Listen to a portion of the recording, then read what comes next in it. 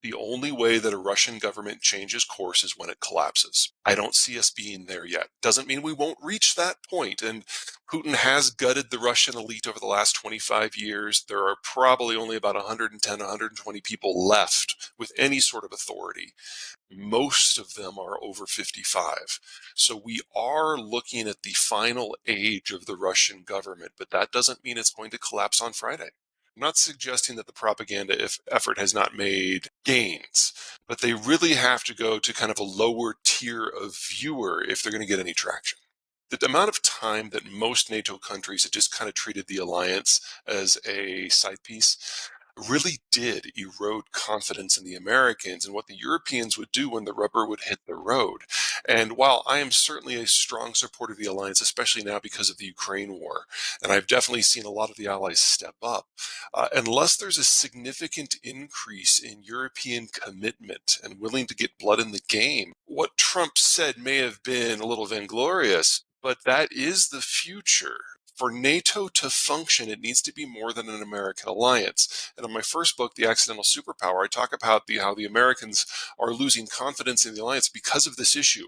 Now, if it had been anyone but Trump who would have said it, it would have probably triggered a lot more soul searching because Trump goes for things for the public pizzazz. But the issue is a very, very real one. And treating this as just a Trump issue, I think, isn't going to do anyone any good. Trump made it very clear, unofficially, in the last 6 months of his first term, that if he was reelected on his first day, he would pull the United States out of NATO. Now, I don't think Trump personally has much of a chance of winning the second round, and that assuming he's not in prison. But if he were to win, yes, NATO would lose the United States. The problem with the United States political system when it comes to foreign policy is we're really only able to function and focus on one issue at a time. There's really only three people in the American political system who have a role in terms of policy making for foreign policy. You've got the National Security Advisor, the President himself, and the Federal Reserve Chief. And they just can't deal with multiple crises. There's not enough bandwidth. So because we now have Iran and the Gaza war happening at the same time, and because the Chinese degradation has accelerated, Ukraine war by default has taken a back seat. It's not that it's not a priority, it's just that it's not the priority anymore. And without authorization from Congress, there's only so much the administration can do in terms of assistance. Now, what we're probably going to see in the House is you'll get an effort for what's called a disclosure petition, which will force a vote even if the Speaker doesn't want to bring the bill to the floor. But that's going to take at least another month. And what that will mean is that the moderate Republicans who are already getting hammered by the hard right will basically be labeled as Republicans in name only again, because they will have to support this with centrist Democrats to get this through. I have no doubt that some version of that will happen, but it's not going to happen tomorrow. It's not going to happen this month. We're probably not going to see new aid for Ukraine until April. Well, anything that's going to get ammo in their artillery tubes is going to be what they need. What we've seen in battles like Avdiivka is that the Ukrainians have gone from almost artillery parity, which has allowed them to inflict 8-1 and to 10-1 casualty ratios on the Russians, to something much more closer to parity because they can't fire artillery at all. They've been relying on these little 2-pound drones that they've been mass producing, and that's great, but those drones only have a range of a couple of miles, sorry, Britain, about 3 kilometers, versus the artillery, which has a range closer to 40 kilometers. We have to basically do an end run around a faction in Congress. Sorry, this is kind of a treat for me as an American because we've had to like follow like the ins and outs of your parliament's procedures for the last 7 years. Now you get to do it for us. Okay, so the way the American system works is if you want to get a majority in the House of Representatives, it's not a majority of the votes, it's a majority of the seats. And we have a number of vacancies. So for the Republicans to get something through, they need every single vote minus one. If they lose more than one of their members, they can't get anything through. So you've got this cluster of about a dozen people out of the 300 Republicans who are in the chamber who are willing to block everything, not Ukraine. They're not blocking Ukraine, they're blocking everything. And so this has now been the least productive Congress we have ever had in our country's history. And doing an end run around the American Republican manager of the House, the Speaker, is not something that is done lightly, because it usually means that the Speaker gets kicked out within a few weeks. And we are already on our fifth for this Congress. Deciding to pull that legislative trick means that we basically commit to the House of Representatives falling apart again. So they want to be very careful when they decide to go for this petition that this is the issue that they really want to die on. One of the things that we've seen over the course of the last 18 months is the Ukrainian drone industry has really come into its own. It's holding the line at Avdiivka in a way that we didn't think was possible. The ship that was sunk with a fundamentally new drone, which was basically a modified jet ski, something that was not in their arsenal 6 weeks ago. So the Ukrainians aren't just showing that they can hit at longer and longer ranges, but it's with more and more novel weapon systems. I think the weapon systems to watch for the most, the ones where we're going to be seeing the greatest impact on the Russians, aren't naval, though. They're these long-range air drones that are now striking chemical and energy facilities across the length and the breadth of the Russian coastline, which should be the part of the Russian system that has the best air defense.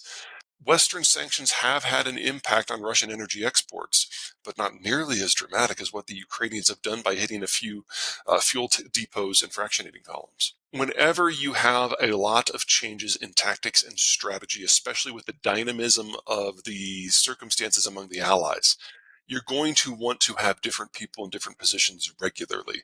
The question is, what does that do to the morale of the troops? And because we've had basically the same two divisions fighting the Russians nonstop for 14 months now, the morale of those people is everything. We're going to know very, very quickly whether this is going to have a positive or negative impact or otherwise. In terms of the implications for democracy, I don't see any, because these are appointed military positions. These are not civilian administrators. I wouldn't be worried at all about Zelensky and democracy until and unless they decide to not have elections. And then that's a very different conversation. That's a good example of where Zersky might actually be the right guy for the job. So he has his background a little bit more rooted in the Soviet system of top-down control, and to this point that would not have worked for the Ukrainians. That local control, the local decision-making, the local innovations is what has allowed the Ukrainians to do well in the face of just massive odds. And against them has been a top-down control from the Russian system, which is wildly underperformed. But we're not in the first year of the war anymore. And as we enter year 3, what we're discovering is the lack of top-down control in Ukraine has prevented the lessons from each individual unit from coming up to the top, being turned into a broader strategy, and then percolating down to everyone. On the opposite side, on the Russian side, every once in a while, a lesson does come up through the top against all odds and penetrates the generals' heads at the very, very top. And they're like, yeah, that actually works. Let's have everyone do that. It's slow, it's painful, it's inefficient, but it means incrementally the Russians are getting better. And when they get better, everyone gets better. So the balance between the two has started to flip. And the Ukrainians are going to have to figure out how to translate local successes into a broader strategic approach. And that is the new guy's primary job. If he can pull that off, you combine Russian top-down coordination with local innovation, then we're in a different game. So in the defense of Bakhmut, keep in mind that the casualty ratios from the Russians to the Ukrainians was 7-1.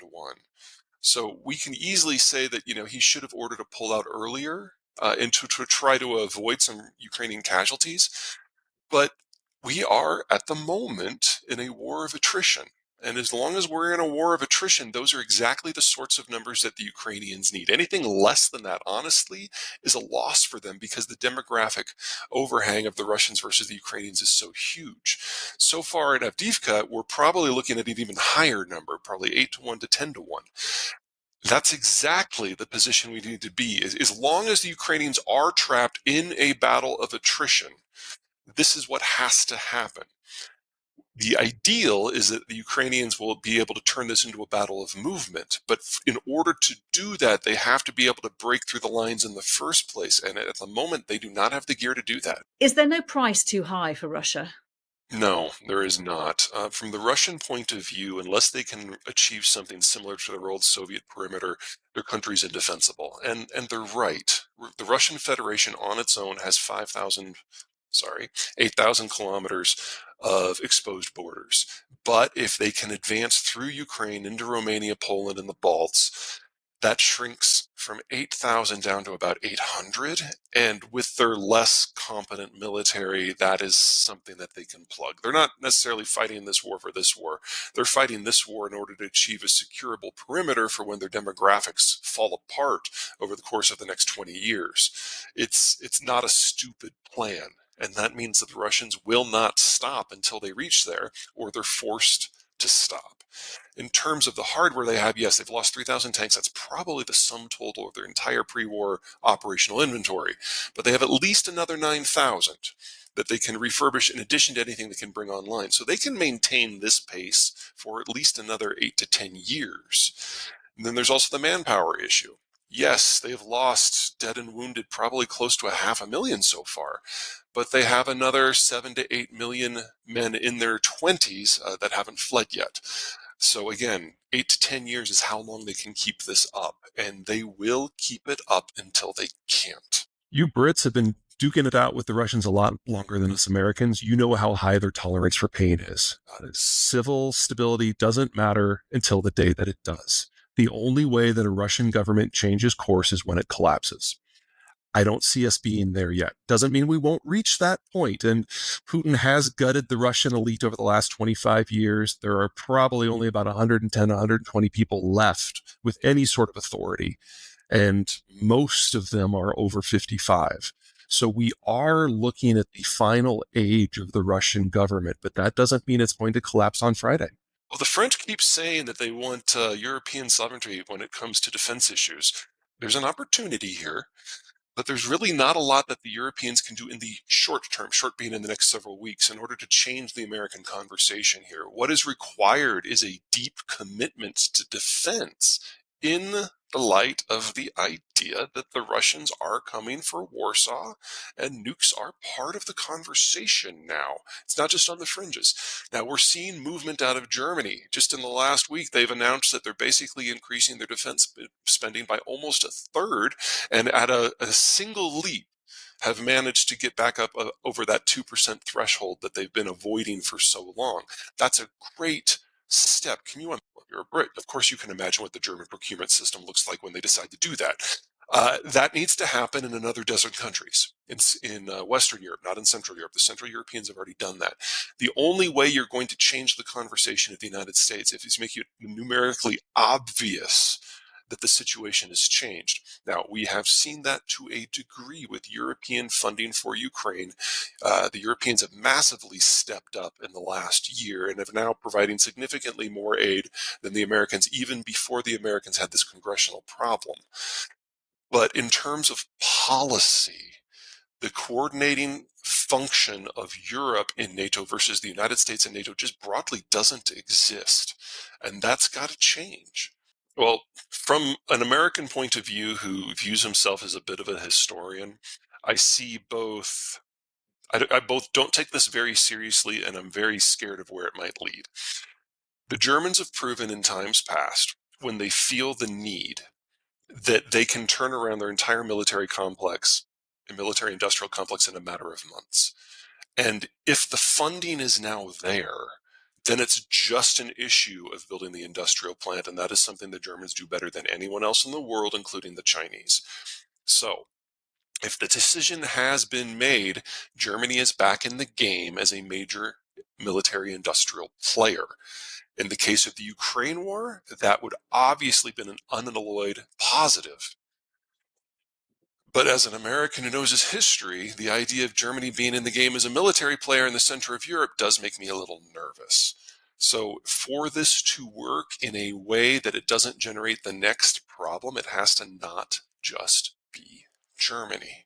Europeans have been deliberately downplaying the threat of a direct confrontation with the Russians ever since the war began, because they didn't really know how the war was going to go. Now that the Ukrainians are on the back foot to a degree, and there's a real concern that we could see a break in the favor of the Russians, There was always a recognition in NATO capitals that if Ukraine falls, Estonia, Latvia, Lithuania, Moldova, Poland, and Romania are next. That is the only way that the Russians get to the position where they feel they need to be. And so now that Ukraine is looking weaker, preparing the population for what is the next logical step in this conflict is smart. I just hope it's sufficiently jarring to get everyone to step up militarily in terms of training, recruitment, and procurement. If the Europeans can build out the capacity to get 1 million artillery shells to the Ukrainians every 2 or 3 months, that is what's necessary. So we're talking about building up the capacity of building that stuff by a factor of 5 minimum. On the United States side, we have a much harder decision to make. We, like Europe, are running out of the older equipment that we've been handing over to the Ukrainians so far. Probably 70 to 80% of our aid to Ukraine to this point has been outdated equipment that we never used. And so, from a budgetary point of view, it's been a non issue. We're running out of that, which means that we have to make a choice. Number one, we either build up our military industrial complex to build outdated equipment to continue to supply the Ukrainians, or we delve into our top line stuff. And if we do that, the logistical and the support tail that is required to train the Ukrainians, much less support the Ukrainians, has to expand massively. We're only now starting to have that conversation. We will probably have an answer before we get to the presidential election, which will, of course, be shaped by politics. The equipment that the Ukrainians have been fighting with to this point, there's no more of it to be had. And figuring out how we get to the next stage is going to be very, very, very difficult.